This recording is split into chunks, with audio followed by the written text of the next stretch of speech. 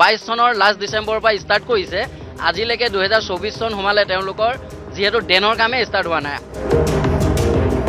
যিবিলাক ড্ৰেন বনালে ড্ৰেন বনোৱাত ৰাতি মানুহ সোমাই পৰিছে ইয়াত অতি নিম্নমানৰ কাম কৰিছে আগত অলপ বহল কৰিলে আৰু য'ত ট্ৰেফিক জাম বেছি তাত ঠেক কৰি দিলে ৰাস্তাটো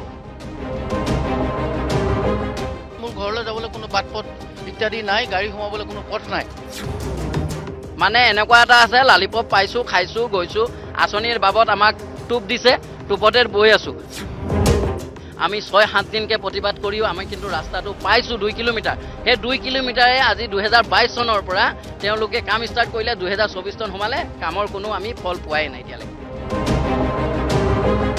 এইবোৰ ড্ৰেন বনালে কিন্তু ইয়াৰ ওপৰত কোনো তেওঁলোকে ব্যৱস্থা কৰা নাই ডকাৰ ব্যৱস্থা কৰা নাই 2-4জন মানুহ ইয়াত পৰিছেও পৰি পেলাই তেওঁলোকে গুৰুতৰভাৱে আঘাতপ্ৰাপ্তও হৈছে সন্মুখত লোকসভা নিৰ্বাচন আছে নিৰ্বাচনৰ প্ৰাকখনত ৰাজ্যৰ ভিন্ন প্ৰান্তত গৈ আমি উপস্থিত হৈছিলোঁ প্ৰকৃততে কি ধৰণে কাম চলিছিল ৰাজ্যত উন্নয়নৰ যি ধাৰা সেই ধাৰা ক'ত কি ধৰণে চলিছে সেয়াও আমি দেখুৱাই গৈছিলোঁ গতিকে হঠাৎ আহি আজি আমি উপস্থিত হৈছিলোঁ নাজিৰা সমষ্টিৰ অন্তৰ্গত বিহুবৰত আৰু ইয়াতে যিটো মূল পথ আছে এই পথছোৱা আপোনালোকে দেখিছে এয়া অসম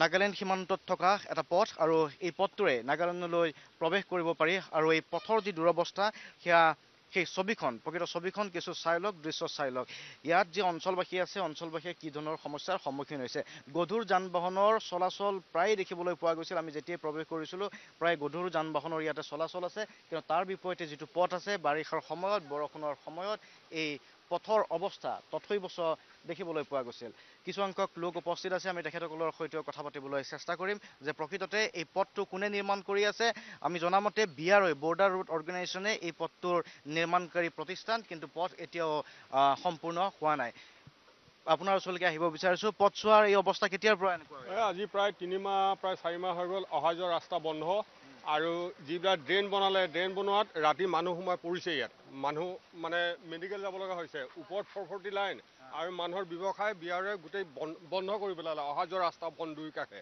এতিয়া যদি পানী হৈ যায় বৰষুণ দিয়াৰ পাছত ইয়াত সাগৰ হ'ব আৰু তেওঁলোকে পানী ওলাই যোৱা ৰাস্তা নাই ক'ত ৰাস্তা আছে আপোনালোকে নিজে চাওক ক'ত ৰাস্তা আছে অতি নিম্নমানৰ কাম কৰিছে আগত অলপ বহল কৰিলে আৰু য'ত ট্ৰেফিক জাম বেছি তাত ঠেক কৰি দিলে ৰাস্তাটো মানে এতিয়া যদি পানী হেৰি হয় মানুহে নালা ভাঙিব লাগিব মানুহ অৱস্থা নাইকিয়া হয় চাওক আপোনালোকে গোটেই গেৰেজ দোকান চব বন্ধ কৰিলে তেওঁলোকে নিজ ইচ্ছামতে কামবিলাক কৰি থাকে আৰু ৰাস্তাটো BROI নিৰ্মাণ কৰা বুলি কৈছিল আৰু কিছু সংখ্যক লোক আছে আমি আপোনাৰ ওচৰলৈকে আহিছোঁ কি হৈছে আপোনাৰ দুৰ্ঘটনা হৈছিলে নেকি চাওক মোৰ দুৰ্ঘটনা হৈছিলে যদিও মোৰ কথাটো মেইন কথাটো হৈ গ'ল যে আমি BROI ৰাস্তাটো বনাই দিয়াৰ পাছত এতিয়া চবতকৈ ডাঙৰ কথা হ'ল যে মই কোনো ওলাব সোমাব নোৱাৰা হ'লোঁ যাৰ ফলত মই ড্ৰেছিঙত যাব নোৱাৰা হ'লোঁ কাৰণ মোৰ ঘৰলৈ যাবলৈ কোনো বাটপথ ইত্যাদি নাই গাড়ী সোমাবলৈ কোনো পথ নাই যাৰ বাবে লৈ পেলাই মোৰ যিটো দুৰ্ঘটনা ড্ৰেছিং কৰিব লাগিছিলে নিয়মিতভাৱে ড্ৰেছিং কৰিব লাগিছিলে নিয়মিতভাৱে ড্ৰেছিং কৰিবলৈ কোনো বাটপথৰ একো উপায় নোহোৱাৰ কাৰণে মই এতিয়া নিজেই নিজকে বেমাৰটো বৃদ্ধি কৰা হৈছে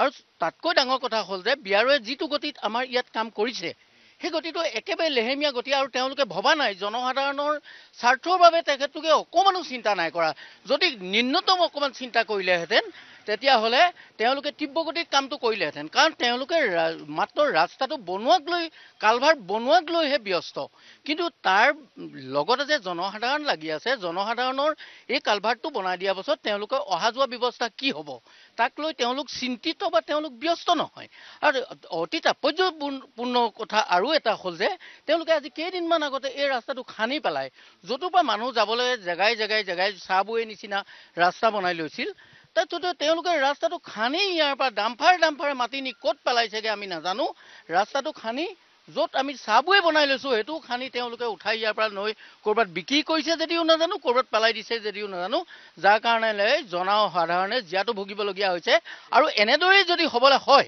তেতিয়াহ'লে এনেকৈ ৰোগীয়া ব্যক্তি যদি ওলাব নোৱাৰে কোনো স্কুল কলেজৰ ছাত্ৰ ছাত্ৰী যদি ওলাব নোৱাৰে তেতিয়াহ'লে BROI ওপৰত আমি গণতান্ত্ৰিকভাৱে ইয়াৰ এটা প্ৰতিবাদমূলক কাৰ্যসূচী হাতত ল'বলৈ বাধ্য হ'ম বুলি আজি আপোনালোকৰ সংবাদ মাধ্যমৰ যোগেদি আমি সকীয়াই দিয়া ঠিক আছে ৰাস্তাটো দীৰ্ঘদিনে এনেকুৱা এটা অৱস্থাতে আছে কিমান বছৰ বহুত দিনৰ পৰা এনেকৈ ৰাস্তাত আছে জনপ্ৰতিনিধিয়ে গম পায় নে নাপায় ৰাস্তাটোৰ কথা চবেই গম পায় একো নকয় নেকি কি ক'ব মানুহে ওলাই আহিলোঁ আপোনাৰ বনাই দিম বুলি কয় সিহঁতি খালি আশাই দি থাকে আৰু কামটোতো একো কৰা নাই তেনেকৈ আজি বহুত দিনৰ পৰা ৰাস্তাটো আজি প্ৰায় কিমান এটা আনচিজন পাৰ হৈ গ'ল। আনচিজনত আপুনি ৰাস্তাটো চাব নোৱাৰে, গোটেই আপোনাৰ ডাঙৰ ডাঙৰ গাঁত আছে, গোটেই পানী ভৰ্তি হৈ যায় আৰু সৰু গাড়ী এখন যাবলৈ ৰাস্তা নাথাকে, এনেকুৱা গতি হয়। ঠিক আছে, কোনে বনাই আছে, কেনেকে কৰি আছে ক'ব আপুনি? ইয়াত যিহেতু বিয়াৰো বৰ্ডাৰ ৰোডছে আমাৰ ৰাস্তাটো টেণ্ডাৰ লৈছে আৰু এইটো 2 কিলোমিটাৰহে ৰাস্তা তেওঁলোকে টেণ্ডাৰ লৈছে।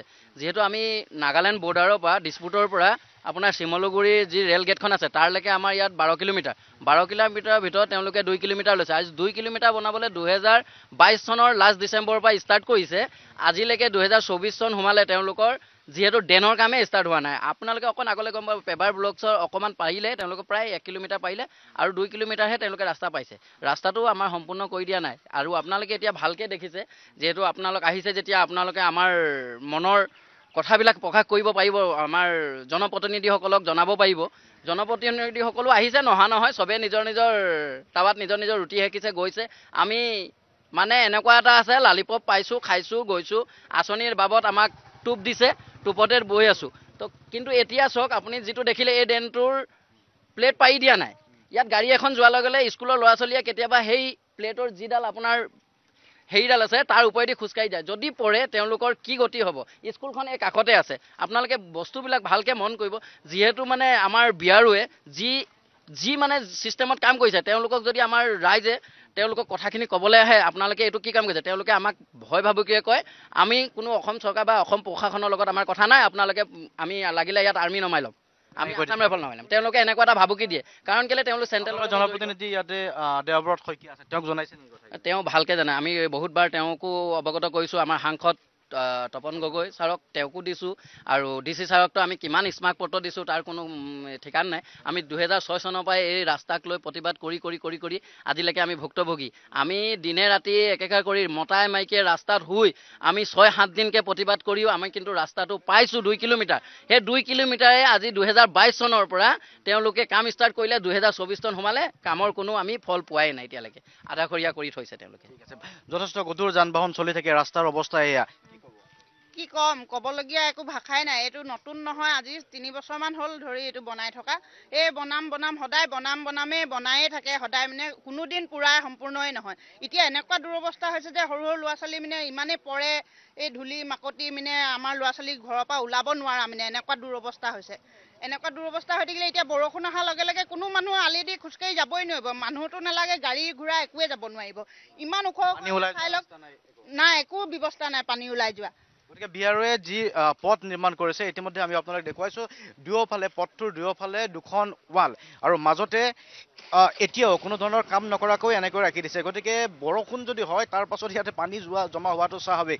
কিন্তু প্ৰশ্ন হ'ল এতিয়া বিয়াৰোৱে এই কথাটো ক'ব বিচাৰে, ৰাইজে যেতিয়া প্ৰতিবাদ কৰে তেওঁলোকে অভিযোগ তোলে যে আমি অসম চৰকাৰৰ অধীনস্থও নহয়, গতিকে আমি কাৰো বাবে জবাবদিহি নহয়। আৰু সেইবাবে এই পথছোৱা যিহেতু বিয়াৰৰ অধীনত আছে, এই অঞ্চলবাসীয়ে জীয়াতু বগিছে। অসমৰ ভিন্ন প্ৰান্তত ইতিমধ্যে অসম মালাৰ অধীনতে হওক বা অন্য আঁচনিৰ অধীনতে হওক বহু পথ নিৰ্মাণ হৈ গৈছে, কিন্তু এই পথটো নিৰ্মাণ নোহোৱাৰ আঁৰত বিয়াৰোৱে আচলতে জবাবদিহি নহয় বুলি কৈ ৰাইজক সেই ধৰণে ভয় ভাবুকি দিয়াৰ গুৰুতৰ অভিযোগ উত্থাপিত হৈছে। তাৰ লগতে গুৰুত্বপূৰ্ণ কথাটো হৈছে যথেষ্ট গধুৰ যান বাহন চলি আছে, গতিকে ৰাস্তাটো খুব সোনকালে মেৰামতি নহ'লে বা নিৰ্মাণ কৰা নহ'লে ইয়াত যে যিকোনো ধৰণৰ দুৰ্ঘটনা সংঘটিত হ'ব পাৰে সেই কথা ধ্ৰুৱ। ইয়াতে দুৰ্ঘটনাও হয় নেকি? পথ দুৰ্ঘটনা হয়, ইয়াত পথ দুৰ্ঘটনা হয়। যিহেতু আমাৰ বিহুবৰবাসী হিচাপে আমি বহুত বছৰৰ পৰাই মানে বহুত কষ্টত আছোঁ আমি এইডোখৰ জেগাত।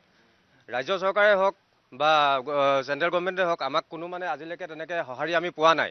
আজি বহুত বছৰৰ পৰা আমি যিহেতু ৰাস্তাটোৰ বাবে প্ৰতিবাদ কৰি আহিছোঁ, আপোনালোকে আপোনালোকৰ দ্বাৰা দেখাব বিচাৰোঁ যে এইবোৰ ড্ৰেইন বনালে কিন্তু ইয়াৰ ওপৰত কোনো তেওঁলোকে ব্যৱস্থা কৰা নাই, ঢকাৰ ব্যৱস্থা কৰা নাই। 2-4জন মানুহ ইয়াত পৰিছেও, পৰি পেলাই তেওঁলোকে গুৰুতৰভাৱে আঘাতপ্ৰাপ্তও হৈছে, ড্ৰেইনত পৰি গৈছে। হয়, আৰু তাতে ইমান ওখ ড্ৰেইন কৰিছে, কোনোফালে পানী যোৱাৰ কোনো ব্যৱস্থা কৰা নাই। তেওঁলোকৰ ওচৰত আমি স্থানীয় ল'ৰাবিলাকে গৈ তেওঁলোকক আপত্তি দিওঁ, তেওঁলোকে কয় যে হ'ব, কাম হ'ব। আমি অকল প্ৰতাৰণাৰ সন্মুখীন হৈ আছোঁ। মানে আমাক ঠগি আছে, বিহুবৰবাসী ৰাইজ হিচাপে আমি ঠগি আছে আজিলৈকে আমাক। আমি কোনো তেনেকুৱা প্ৰতিকাৰ পোৱা নাই। বহুতো চৰকাৰ গ'ল আহিলে, কিন্তু আমি মানে প্ৰত্যেকখন চৰকাৰে আমাক ঠগি আছে, প্ৰত্যেকখন চৰকাৰে আমাক প্ৰতাৰণা কৰি আছে। আমি বহুত সমস্যাৰ সন্মুখীন হৈছোঁ। গতিকে আপোনালোকৰ যোগেদিয়ে চৰকাৰক আমি ক'ব বিচাৰোঁ যে আমাক কিবা এটা সুব্যৱস্থা এটা কৰি দিব লাগে। যিহেতু সৰু ল'ৰা ছোৱালীবিলাক স্কুল অহা যোৱা কৰে, বহুতো অসুবিধা হয়। ঠিক আছে, গতিকে অঞ্চলবাসীয়ে বিহুবৰ অঞ্চলবাসীয়ে জনাইছে তেওঁলোকে কি ধৰণৰ সমস্যাৰ সন্মুখীন হৈছে। এই মুহূৰ্তত যদি আপোনালোকে দেখা পায়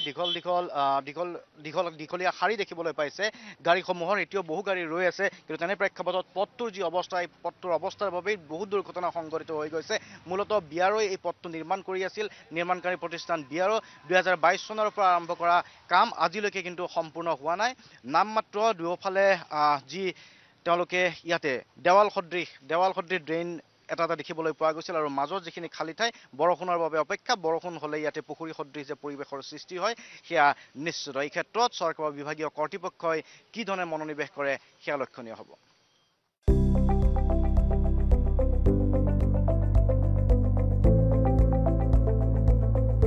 NB নিউজ, সহজ সৰল ভাষাত নৱভাৰতৰ কথা।